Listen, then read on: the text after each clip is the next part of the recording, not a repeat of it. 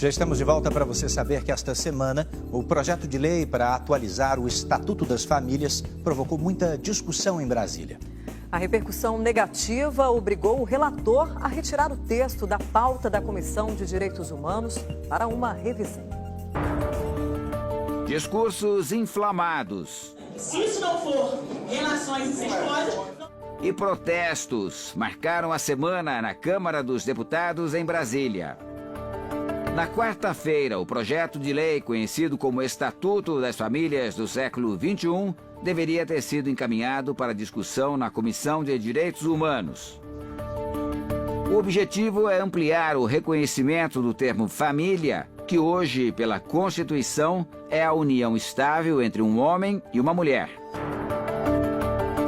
Pelo projeto de lei, passariam a ser reconhecidas como famílias todas as formas de união entre duas ou mais pessoas que para esse fim se constituam e que se baseiem no amor e na socioafetividade, independentemente de consanguinidade, gênero, orientação sexual, nacionalidade, credo ou raça, incluindo seus filhos ou pessoas que assim sejam consideradas.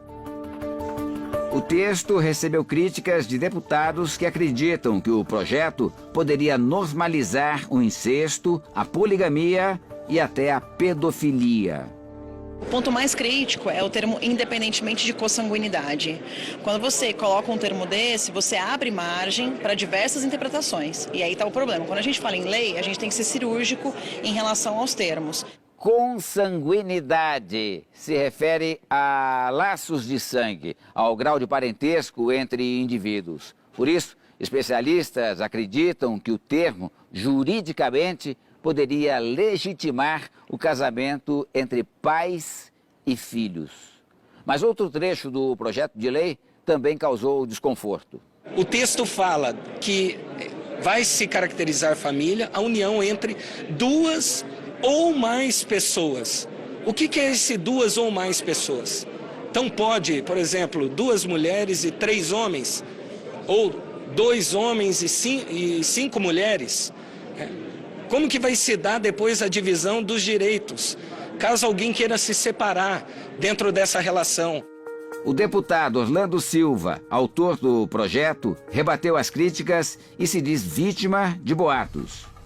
Nós reconhecemos que há famílias que é composta pela avó e pelos netos, pelo tio, pela tia e pelos sobrinhos, não necessariamente apenas pai e mãe e os filhos de sangue. O Domingo Espetacular ouviu especialistas em direito da família. Os advogados acreditam que o projeto de lei realmente precisa ser revisto.